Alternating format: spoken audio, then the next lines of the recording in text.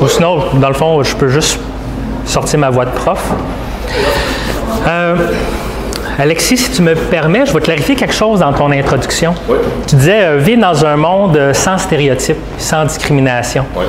Bien, sans discrimination, je le souhaite, mais sans stéréotypes, ce serait un objectif irréaliste. Les stéréotypes, c'est vraiment quelque chose... Il y a plein de phénomènes sociaux qui sont normaux, qui sont adaptatifs. Donc moi, absolument, j'ai tendance à dire un monde dans lequel on est capable d'aller au-delà des stéréotypes. Parce que sinon, les stéréotypes, ce serait vraiment comme impossible à briser. C'est un phénomène qui est normal. J'ai tendance à dire qu'il faut contrôler les mécanismes qui sont violents, mais normaliser ceux qui sont normaux, qui viennent de la socialisation. Désolé. Bonne rectification. Donc, il me semble que c'est un gros appareillage pour 5 personnes, mais il me semble que j'aurais tendance à vous dire approchez-vous. Voulez-vous vous approcher? Vous êtes, me semblez loin? Non, mais vous êtes pas sûr, mais si vous voulez vous approcher, approchez-vous. Il me semble qu'on va jaser.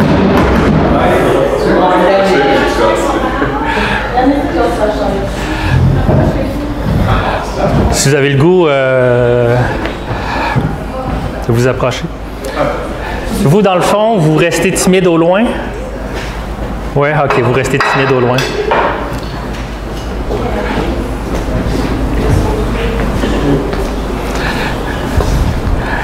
Bon.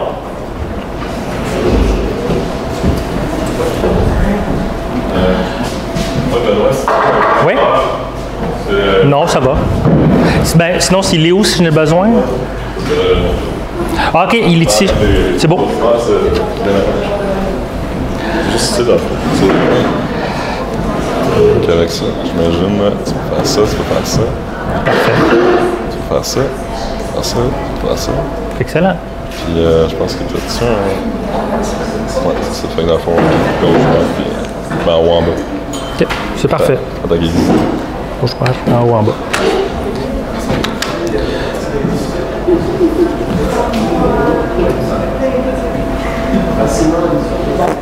Je vais y aller avec ça. OK, on m'a demandé de mettre la table, donc vous êtes servi. Qu'est-ce que...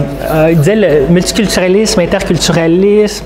Ça, c'est plus des concepts qu'on utilise quand on essaie de parler de la politique. Comment est-ce qu'on gère la diversité? Mais avant, qu'est-ce qu'une culture? Donc, avant de parler d'interaction de culture, il faut comprendre qu'est-ce que c'est qu'une culture.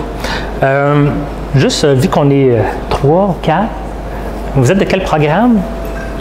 Vous êtes... Moi, je suis un particulier, je fais un DSC en santé animale, je fais un DEP en porte papier opération, j'aime le cultiver. OK, la culture, c'est... La culture générale, c'est bien. OK, bienvenue. Merci. En travail social. Travail social. Mais j'ai aussi un bac en biochimie, si jamais. Bac en biochimie? Oui, OK. des fois. Dans le fond, les timides, vous venez d'où? Est-ce que vous avez des études en particulier? Vous êtes dans quel programme? Barreau, OK, bienvenue. Tu es un travailleur? OK. Dans quel domaine? Attaché politique. OK, ah, bon. Donc, il y a des expositions à la diversité.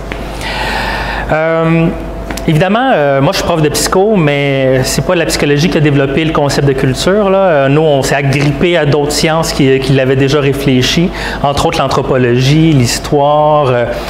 Mais pour lancer la soirée, je me disais, il faudrait quand même savoir de quoi on parle, qu'est-ce qu'une culture. Je vous présente la synthèse que Lohner et Malpass avaient fait dans les années 90. Il avait pris une centaine de définitions parce qu'on retrouve de tout, là. La culture, si on regarde, là, il y a plein de métaphores, plein de définitions. Mais Lohner et Malpass, en faisant l'analyse qualitative de quels sont les éléments de ce concept-là, ils sont arrivés à 3 éléments centraux. Une première, c'est que c'est une configuration particulière de valeurs, de vision du monde, d'attitude. C'est une vision qui est partagée. Une culture, ce n'est pas individuel, c'est un phénomène social. Puis, il y a un élément qui est assez fort pour que les gens s'y identifient. Donc, il y a un sentiment d'appartenance ou d'identification pour que ce soit une culture. Ça ne peut pas juste être je fais partie d'un groupe, un club d'échecs. Il faut vraiment que ça soit lié à l'identité profonde. Puis, suffisamment important donc pour qu'il y ait un mécanisme de transmission, de socialisation. Donc, il va y avoir des rites de passage. Il va y avoir tout un renforcement pour que les gens adoptent les bons comportements d'une culture. Donc, c'est une vision du monde partagée, suffisamment importante pour un groupe pour qu'ils veulent le transmettre, socialiser, enculturer. Puis, si on regarde ce que Berry a développé un modèle écoculturel dans les années 90 aussi, puis il essayait d'expliquer pourquoi les humains, parce que c'est sûr que c'est un Canadien qui a beaucoup travaillé sur l'intégration, la gestion de la diversité. C'était en psychologie. Donc, il essayait de comprendre d'où viennent les cultures. Puis, évidemment, des modèles anthropologiques, ce qu'on en comprend, c'est que c'est un résultat adaptatif. C'est une réponse humaine à l'adaptation à son environnement. Donc, ça ne vient pas de nulle part, ça vient vraiment de... Si on a été un groupe qui était dans le désert, ben, on n'a pas appris aux mêmes choses à nos enfants pour survivre que si on était sur le bord de la mer, que si c'était dans un milieu urbain très, très populeux, d'une ville de plusieurs millions de personnes ou dans un milieu rural. C'est quoi les comportements adaptatifs? Ce n'est pas les mêmes. Ce n'est pas les mêmes choses que l'enfant doit apprendre pour survivre dans cet environnement-là. Si d'autres mammifères qui ont plus une adaptation biologique, qu'on retrouve un peu partout sur la planète, et évidemment, comme par exemple l'ours polaire, tout blanc, s'il était dans notre forêt, ben il serait facile comme à cibler. Puis un ours brun dans l'environnement arctique, ben, il mourrait de faim, il ne pourrait pas chasser. Mais il faut voir un peu les cultures se sortir de la dimension bien-mal pour rentrer dans une vision anthropologique de est-ce que c'est adapté ou mésadapté à un environnement particulier. Et c'est là qu'on rentre en choc. C'est qu'on n'a pas eu les mêmes programmations souvent parce qu'on vient de courants culturels qui n'ont pas fait face au même type de défis. Donc, on n'a pas développé les mêmes réponses culturelles. Et après ça, là, on personnalise les relations, puis on dit « Ah, cette personne-là, c'est donc bien fou ce qu'elle fait », tout ça, sans comprendre que le comportement qu'on voit, qui est manifesté, c'est le résultat d'adaptation, comme l'adaptation biologique. C'est un résultat d'adaptation à un environnement. C'est une configuration de valeurs, attitudes, croyances, vision du monde partagée par un groupe dans un environnement pour s'adapter à un environnement particulier. Puis, les cultures sont continuellement en changement. Ils changent, même les cultures les plus isolées changent. Les études sur les Inuits dans le Grand Nord de la Russie, qui ont une tradition orale, on voit que même de génération à une autre, ils changent. Ils nous racontent que ce n'est pas la même chose, même des cultures très isolées. Mais habituellement, les cultures changent de plus en plus rapidement s'ils sont en contact avec d'autres cultures. Présentement, est-ce que l'humanité est en contact avec les autres cultures? Probablement plus que il y a 50 ans. Puis les cultures changent rapidement quand leur environnement physique change. Est-ce que l'environnement physique présentement est en train de changer? Probablement. Donc, il faut s'attendre à ce que présentement, la quantité de contacts, puis les changements climatiques, les changements environnementaux, puis même un groupe culturel qui est né, par exemple, les Colombiens de la Colombie, ce n'est pas les mêmes choses que les Colombiens au Québec. Probablement que dans une deuxième génération, ce n'est pas dans le même environnement. Ils peuvent avoir des racines semblables, des origines semblables, mais étant donné qu'ils sont dans un autre environnement et qu'ils sont en contact avec d'autres cultures, nécessairement, ce ne sera pas la même culture dite colombienne. Donc voilà. Une fois qu'on a dit ça, on fait quoi quand on est en contact avec d'autres cultures? Comment qu'on aborde? Tu sais, c'est un aspect théorique, là. OK, c'est ça, puis ça, c'est une résultante. OK. Mais quand je donne de la formation pré-départ pour des gens qui vont aller travailler à l'étranger ou qui vont voyager, ou même pour aider les immigrants à comprendre la culture dans laquelle ils arrivent, j'utilise un autre type de modèle pour pouvoir saisir qu'est-ce qu'une culture. Donc, ça nous permet, comme chercheurs, de savoir qu'est-ce qu'on essaie de mesurer. C'est-tu une résultante, c'est une attitude et vision du monde, comprendre que c'est un phénomène qui est en mouvement continuellement. Mais pour l'être humain qui a à s'adapter, c'est un peu insaisissable. C'est pas ça qui nous aide. Donc, je vous propose une activité pour nommer la culture québécoise. On m'a dit que c'était un gros défi. Ouais, si tu peux m'aider à distribuer des crayons et des petits blocs-notes. Je vous propose d'écrire. Vous aussi, vous allez participer? Tiens. Est-ce que tu as un crayon? Est-ce que tu veux participer? Ah, pas de problème. Est-ce que tu veux participer? OK. Donc, on va faire un exercice sur la culture québécoise. Une minute. Est-ce qu'on peut éteindre temporairement l'écran? Ouais, juste le mettre un écran noir ou... Avec la souris, habituellement, je peux juste cliquer puis...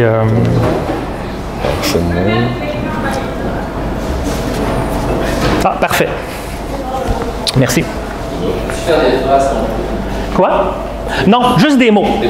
Puis, qu'est-ce qui vous vient en tête quand vous pensez à la culture québécoise? C'est n'importe quoi. Il n'y a pas de bonne ou de mauvaise réponse, là. On va les prendre puis on va analyser. Si vous aviez quelqu'un qui vient, mettons, de Madagascar puis arrive et dit hein, c'est quoi la culture québécoise? Ce serait quoi les éléments que vous nommeriez? Qu'est-ce qui saute aux yeux? Qu'est-ce que c'est incontestablement? On se dit, OK, ça, c'est québécois. Fait que vous l'écrivez sur des petits bouts de papier.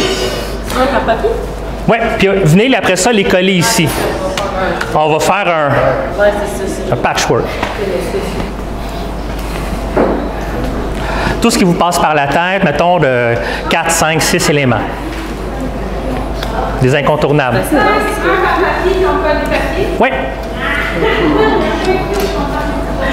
C'est sûr que si vous voyez, mettons, par hasard, le mot Poutine ici, puis que vous l'avez déjà écrit Poutine, mais mettez-le à côté, ça va être juste plus facile. Là.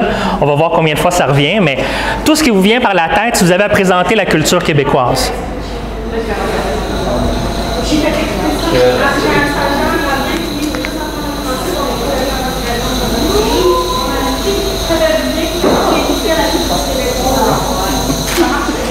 C'est moi, là, je pense que on s'entend, on dirait que moi, je peux appliquer ça à n'importe quelle culture. Si tu as présenté la culture québécoise, c'est quelqu'un qui arrive. Parce que ce que je dis, c'est genre. Non, mais c'est pas grave. Il y a des choses qui sont partagées. Mais non, mais ce que je veux dire, c'est que j'avais écrit.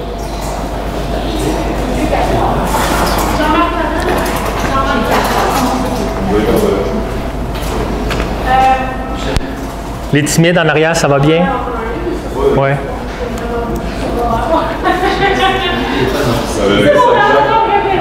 Tu lui donnes combien de temps? Ah, 2 minutes, 3 minutes encore?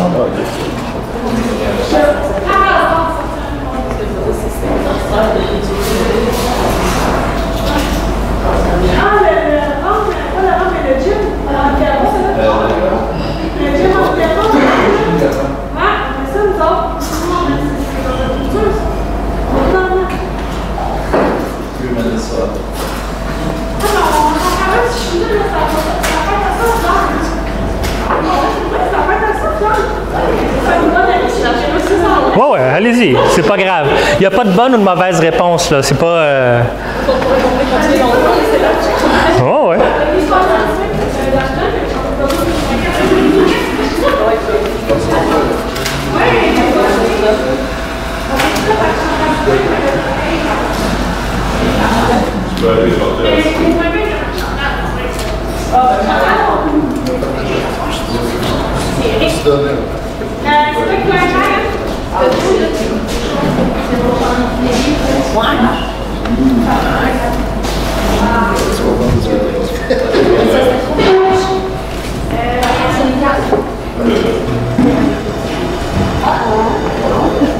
OK. Allez-y, allez coller vos trucs, puis on va regarder ça ensemble.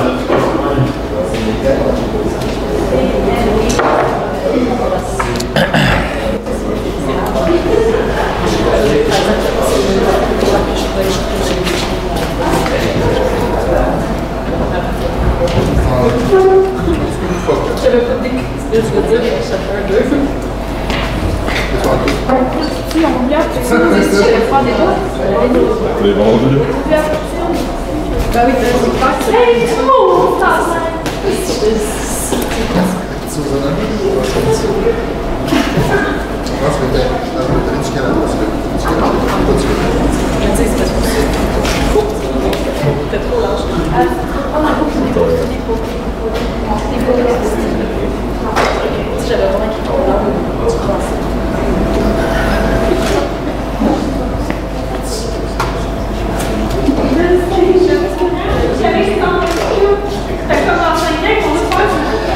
OK. De toute façon, c'est hyper insaisissable d'une culture parce qu'il y a plusieurs manifestations, mais comme on va en reparler tantôt, on est porteur de plusieurs niveaux de culture en même temps. Fait que c'est normal qu'on ne fasse pas consensus.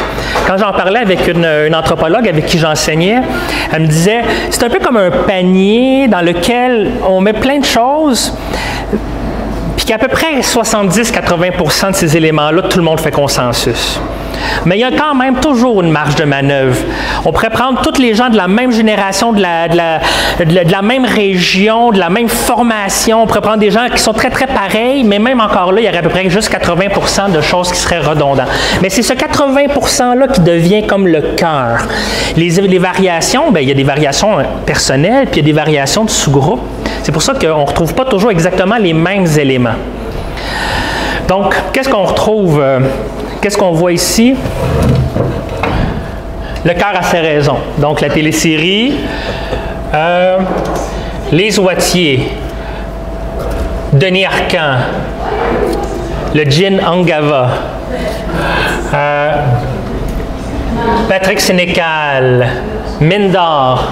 Les mines d'or, c'est qui écrit ça? Les mines d'or?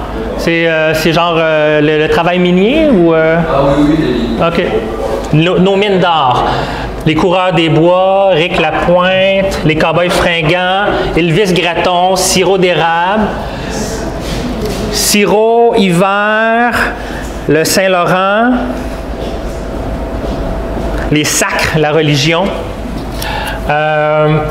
le foie avec... Ça, c'était le froid. Oui? Acclimaté, plutôt qu'adapté. OK. Acclimaté au froid. Acclimaté au froid, OK. Eau abondante, forêt, fleurs de lys, très grand territoire, hiver, 8 mois par année. Un petit peu exagéré. 7 mois et demi. Queue de castor, poutine, sirop d'érable, rigodon, la jovialité, l'accent de patates chaudes, TVA, les premiers colons,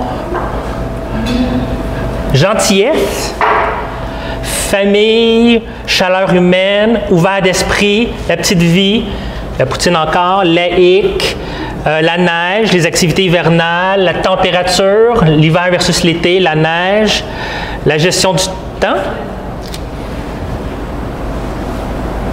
Oui, qu'est-ce que tu voulais dire? Ben, en fait, j'étais sur du monde Pérou, et je trouvais que par rapport à eux, quand tu chez quelqu'un, par exemple, je suis comme ça, étant une heure, je suis pas, une heure, on arrête d'alors, on parle d'alors, OK. ça les appelle comme vraiment dépaysé. Une gestion du temps plus stricte, mettons. Ouais, OK. Le hockey, langue, le français, le la dévalorisation du français québécois. Pendant un temps, il y a eu la dévalorisation du français québécois. Le Québec des régions est très différent de Montréal, donc une variation urbain-rural, la langue, le français, l'auberge du chien noir, le sirop d'érable, la construction, ça c'est... Je pense que c'est pâté chinois. Ça se peut-tu? Pâté chinois, j'imagine. Ben, je pense que c'est ça. Guy, Fournier? C'est ça? Oui. OK. Un mélange de franco-anglo, Coureurs des Bois encore, les souverainistes, Céline Dion, Fleur de Lys, Changement d'empire. C'est ça? Changement d'empire? C'est toi? Changement d'empire. Tu parlais d'un empire britannique vers l'empire français. Souvent, je me souviens. Est-ce que tu connais le reste? Pas dans le cas. Né sous la rose, non, né sous le lys, j'ai grandi sous la rose. Ça parle du changement d'empire. Souvent, on connaît juste le début, hein, je me souviens que né sous le lys, j'ai grandi sous la rose. C'est ça. Bref. Souvent, quand on donne de la formation pré-départ ou quand on veut accueillir un immigrant puis qu'on nous dit, ben présente la culture québécoise, présente ta culture. C'est comme un peu...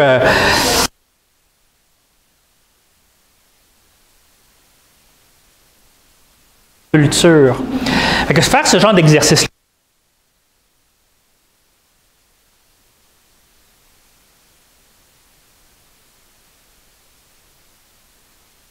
Trois types d'analogies. Il y a une analogie de l'arbre, du iceberg ou de l'oignon en pleurs. Est-ce que vous avez déjà entendu parler de ces analogies-là? Quoi? Pas dans ce contexte. Pas dans ce contexte-là. Grosso modo, c'est les mêmes analogies. C'est qu'il y a quelque chose qui est plus visible, comme dans l'arbre, c'est les feuilles, puis il y a quelque chose qui est moins visible, qui sont les racines. Même chose pour l'iceberg. Il y a quelque chose qu'on voit qui est sur le dessus, qui est plus facilement d'accès. Puis il y a quelque chose qui est en dessous, qui est moins facilement d'accès. Et les pleurs d'oignon, c'est la même chose. Il y a quelque chose qui est plus facile à apercevoir sur le dessus, puis plus qu'on creuse, plus qu'on épluche, plus qu'on arrive au cœur. Et qu'est-ce qu'il y a en dessous? C'est vraiment cette configuration-là qu'on parlait de valeurs, attitudes, croyances, vision du monde. C'est ça qui est insaisissable, qui est en dessous, puis c'est ça qui se heurte comme deux icebergs qui s'entrechoquent. C'est pas la cime qui s'entrechoque. Sauf que souvent, c'est ces premiers éléments-là qu'on a accès. C'est quoi ta nourriture? C'est quoi ton habillement? C'est quoi ton folklore, tes danses traditionnelles? C'est les aspects visibles. Il ne faut pas se limiter à ça. Ça nous donne déjà des indices. Mais ça reste quand même, si on veut, le vernis, l'aspect accessible. C'est comment qu'on fait pour aller chercher ce qui est en dessous, pour connaître une culture sur les éléments qui sont profonds, qui peuvent nous heurter, parce qu'on n'a pas la même configuration de vision du monde. Puis si on aborde quelqu'un et on dit « Ouais, toi, dans ta culture, c'est quoi qui est important? C'est quoi les valeurs? » Bien, ils vont faire la même chose que nous par rapport à la culture québécoise, puis ils vont faire ils vont dire des généralités. Donc, le modèle que je vais vous montrer pour vous lancer. Oups, là, si je veux réactiver, je fais. Ça, dans le fond, c'est la tâche des copper. Hey, je commence à vieillir hein, quand tu es rendu. Non, juste faire F5 ici, puis ça va être... OK, merci. Donc, moi, je prends le modèle d'Ofsted en disant il y a des choses qui sont plus facilement accessibles, symboles, héros, rituels, et tandis que ce qu'on veut avoir accès pour bien comprendre quelle est la réponse adaptative, qu'est-ce que les gens valorisent dans l'environnement dans lequel ils ont été pour survivre, qu'est-ce qu'ils ont eu besoin de mettre en priorité? Les valeurs, ça qu'on accorde de l'importance. Premièrement, tout le monde a les mêmes valeurs sur la planète. C'est pas vrai qu'une culture ne valorise pas la famille ou l'amour ou la loyauté envers les personnes, le respect des personnes âgées. C'est juste la hiérarchisation de ces valeurs-là qui n'est pas la même. Tout humain est capable de comprendre les valeurs de l'autre. Il n'y a pas une culture sur la Terre qui ne valorise pas être en couple avec quelqu'un que j'aime, que je désire. Sauf que si j'ai à choisir de privilégier ce que j'aime et ce que je désire versus ce que mes parents souhaitent pour moi, lequel je vais mettre en priorité. Donc, il n'y a pas une culture qui n'a pas une certaine forme de respect pour les personnes âgées ou pour les parents ou qui n'apprend pas l'obéissance. J'ai un enfant de 4 ans, je peux vous dire, il apprend l'obéissance. Mais s'il y a à choisir plus tard entre obéir à papa et choisir son cœur, qu'est-ce qu'il va faire? C'est la hiérarchisation de ces valeurs-là qui ne sont pas les mêmes. Mais On a ici nommé beaucoup des éléments qui sont de symboles. Les symboles, c'est tout ce qu'on peut voir visuellement, tout ce qu'on peut entendre, ce qu'on a accès. Donc, on a parlé de Poutine, de l'hiver, de forêt, d'avoir des mines, on a parlé de la petite vie. Donc, ça, c'est une première chose qu'on peut, quand on veut aborder une culture. Bien, oui, on peut goûter leur nourriture, on peut regarder quel sport ils pratiquent, on peut regarder... quels sont les tics langagiers, la façon de s'exprimer, quel est l'accent. On peut regarder tous les éléments qui sont plus accessibles. Ça va déjà nous donner une certaine information. C'est quoi la mode? Qu'est-ce qui est cool? Si tu joues au foot, si tu allais jouer au hockey. Donc, ça nous donne accès à quelque chose quand même. Mais une manière de creuser, si vous voyagez, essayez-le, essayez de parler... quels sont les héros, puis essayer d'observer quels sont les rituels. Et ça nous donne plus d'informations sur qu'est-ce qui est valorisé. Les héros, c'est des personnes réelles ou imaginaires, vivants ou morts, qui incarnent les valeurs de la culture. Par exemple, ici, j'ai vu Céline Dion. C'est un personnage dans l'imaginaire québécois. Céline Dion, quand j'étais à Madagascar, c'était mon surnom. À l'école, tous les profs ont le surnom qui m'appelaient Céline Dion. Pourquoi? C'était le seul Québécois qui connaissait à Madagascar. Qu'est-ce que c'est? Elle incarne quoi dans la culture québécoise? Qu'est-ce qu'elle nous donne comme information de savoir que c'est une héroïne québécoise? Premièrement, c'est une héroïne qui est à la fois aimée et détestée. Parce que nous, le succès, au Québec, on aime ça, on voudrait le rêve américain, mais il ne faut vraiment pas être prétentieux. Bien, c'est ça. Elle incarne le rêve américain d'une famille extrêmement pauvre et devenue une vedette internationale très riche, mais elle parle encore québécois. T'sais, elle n'a pas changé. Elle est excentrique, oui, mais elle n'a pas adouci son français pour qu'il soit un peu plus international.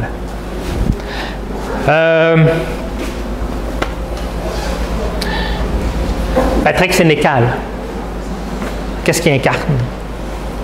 Qui a écrit Patrick Sénécal? Un écrivain. Quoi? Un écrivain. Un écrivain? La culture, un peu, la créativité, un peu, l'art. L'art, la créativité. On a une société qui valorise beaucoup ses artistes. Ça parle de la culture québécoise. L'importance. On dit souvent qu'au Canada français, c'est les artistes qui ont du pouvoir politique, puis au Canada anglais, c'est les scientifiques. Vous allez le voir dans le Canada anglais, c'est pas les mêmes. Nous, par exemple, les artistes vont s'engager pour sauver une rivière ou pour dénoncer que les subventions sont coupées dans tel secteur. Dans le Canada anglais, ça va être des scientifiques qui vont faire ça. C'est beaucoup moins les artistes qui vont prendre parole. Donc, savoir qui sont les héros, par exemple au Mexique. Il y a beaucoup de Mexicains qui vont parler de généraux, des militaires. Pourquoi? Pourquoi qu'au Mexique, c'est plus des militaires, moins des artistes? Bien, la libération du Mexique était un moment marquant. Un peu comme pour nous, ce serait les patriotes. À Madagascar, c'est une reine. Ils ont été dans une grande monarchie. C'est une reine, c'est la seule qui avait réussi à ramener les 18 cultures de l'île sous un seul règne. Si on ne connaît pas cette héroïne-là, dans l'image populaire, bien, on n'a pas accès à l'histoire. Donc, c'est une bonne voie pour nous donner l'histoire. Qu'est-ce qui est important? Qu'est-ce qui était marquant? Qu'est-ce qui est important dans une culture? Essayer de connaître de qui les gens parlent dans leur histoire. De qui les gens admirent ou parlent dans leur quotidien. Et ces artistes-là, ces politiciens-là, par exemple, vous auriez pu nommer René Lévesque, ça aurait pu être Passepartout. Dans ma génération, on aurait marqué Passepartout. Ces personnes-là incarnent les valeurs. Donc, ça nous donne une piste. Les rituels, c'est une autre manière aussi quand on aborde une culture. Les gens ils se rassemblent autour de quoi? De quel événement? C'est plus difficile d'avoir accès. Les symboles, c'est facile. Les héros, bien, c'est un peu plus difficile d'avoir accès. Il faut en parler aux gens pour qu'ils nous racontent leur histoire, pour qu'ils nous racontent qui est populaire. Les rituels aussi.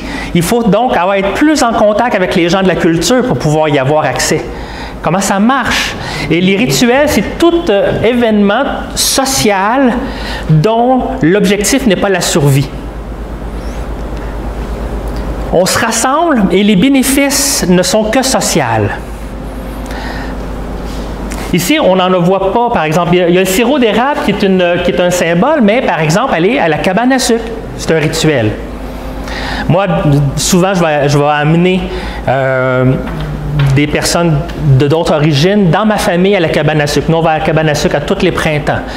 Puis, même si originellement, il y avait quelque chose qui était lié à la survie, quand tes patates sont finies en l'hiver, puis qu'il arrive le printemps, puis que tu as accès à du sucre, au niveau de l'énergie, c'est bien important d'aller manger, puis on vidait nos réserves. Donc, traditionnellement, il y avait quelque chose plus lié à la survie.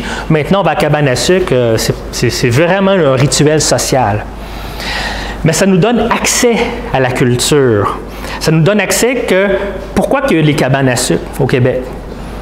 Après un hiver, l'importance de l'hiver, quand tu arrives au printemps, c'est important d'aller chercher de l'énergie, puis là, tu as une source d'énergie potentielle qui est le sirop d'érable. Donc, ça parle d'où est passée la culture. Par exemple, ce serait quoi des rituels, mettons, d'autres rituels que vous voyez au Québec, qu'on fait? Quoi? La Saint-Jean. Et voilà, fierté nationale. Si on veut aider les immigrants à s'intégrer, bien, pourquoi ne pas les inviter à la Saint-Jean, ne pas les inviter à la cabane à sucre, leur expliquer l'importance que ça a pour nous, fêter la Saint-Jean. Quand j'étais à Madagascar, bien, ce que je voulais faire, moi, c'est voir c'est quoi les rituels à Madagascar, comment est-ce que les gens se rencontrent, qu'est-ce qu'ils font ensemble. Ça pourrait être la soirée du hockey, par exemple. Écouter un match de hockey, c'est un rituel au Québec, un peu comme le Super Bowl. Mais nous, c'est les séries. Les séries, il y a même des fans qui ne se coupent pas la barbe pour suivre les athlètes. Il y a quelque chose qui est un phénomène social qui n'est pas lié à la survie. Ça parle de nous. Par exemple, un héros, ce serait The Rocket. Un rituel, ce serait, mettons, les séries, ou ce serait aller voir un match de hockey. Donc, ça aide à comprendre quel est l'environnement qui a créé ce set de valeurs-là particulier.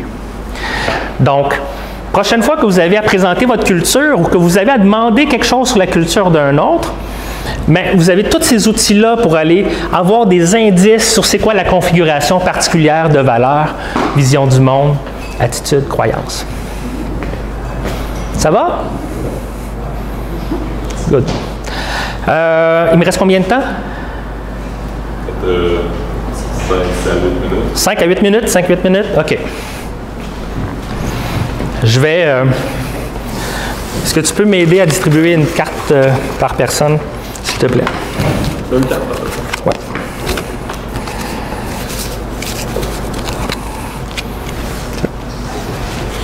On va en distribuer ici.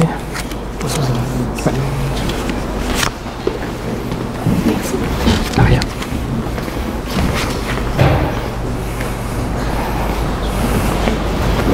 Hop.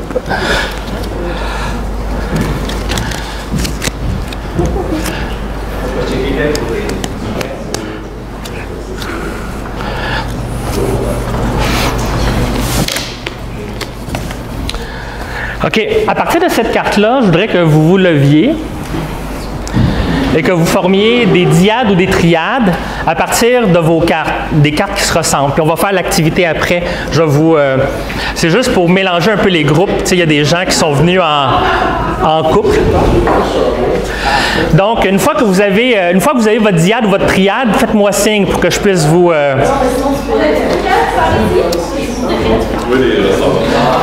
En quoi? À partir de vos cartes, des cartes qui sont pareilles, qui se ressemblent.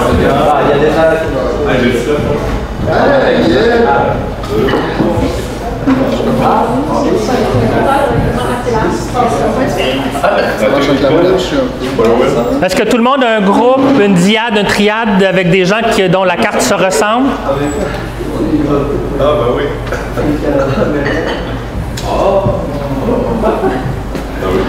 OK, tout le monde est en diade. Triade, vous, à l'arrière, vous êtes quoi? De? De carreaux. Vous êtes des carreaux. OK. Vous ici? Des cœurs. Des carreaux, des cœurs. Des cœurs. Des cœurs. Hey, deux groupes qui se ressemblent. Vous êtes des cœurs? Carreaux. Ah, vous êtes rouges. On est rouge. Ah, rouge, OK. Vous ici? Trèfle. Trèfle. Voyez-vous, ça va être rapidement ce genre de concept-là qu'on va... d'organisation-là qu'on va avoir cognitive. On va essayer de se rassembler par quelque chose qui est saillant. Donc, carré, carreau, cœur, trèfle, pic. Mais dans les faits, vous pourriez vous rassembler, par exemple, moi j'ai déjà vu ça, toutes les as se mettent ensemble. L'élite, non les as, les rois. Parfois, ça va être toutes les couleurs comme vous avez fait. Les gens peuvent décider de se rassembler à partir de leurs couleurs. Ça peut être aussi, par exemple, des gens quand on a des grands groupes, ben, toutes les 4 vont se mettre ensemble, ou toutes les 7, les chanceux vont se mettre ensemble. Donc, on est porteur de plusieurs marqueurs et on choisit, dans la situation dans laquelle on est, soit de s'associer sur un de ces marqueurs-là. Hofstede, ce qui nous rappelle, c'est qu'on est porteur de culture avec un S. On n'est pas porteur d'une seule et même culture, c'est-à-dire que l'humain s'est organisé pour survivre dans des environnements, mais pas juste au niveau national ou régional. Il y a probablement des programmations mentales liées au genre et à l'orientation sexuelle. Être une femme, probablement que ce n'est pas la même chose quand on est élevé, peu importe les cultures dans lesquelles on est, ou être un homme. Moi, je l'ai fait souvent, cette activité-là, avec des hommes de d'autres cultures. Puis, ce côté-là il faut protéger nos petits frères, nos petites sœurs, là, les gars, on l'a à travers toutes les cultures. Il y a quelque chose qui est lié à la programmation mentale des hommes, comme des femmes, ou la maternité. La génération.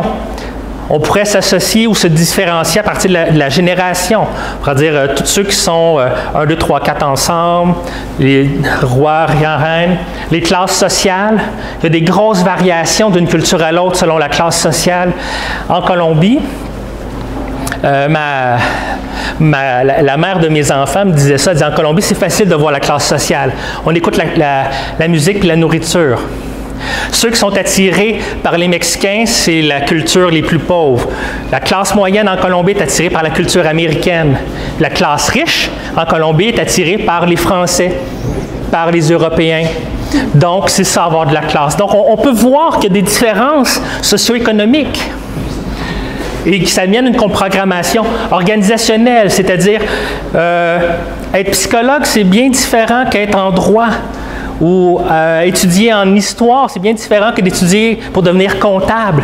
Donc, il y a une programmation, ce n'est pas les mêmes héros, ce n'est pas les mêmes valeurs, ce n'est pas les mêmes rituels, ce n'est pas les mêmes symboles qu'on retrouve d'une profession à l'autre. Donc, il faut fragmenter, si on veut, notre conception de culture.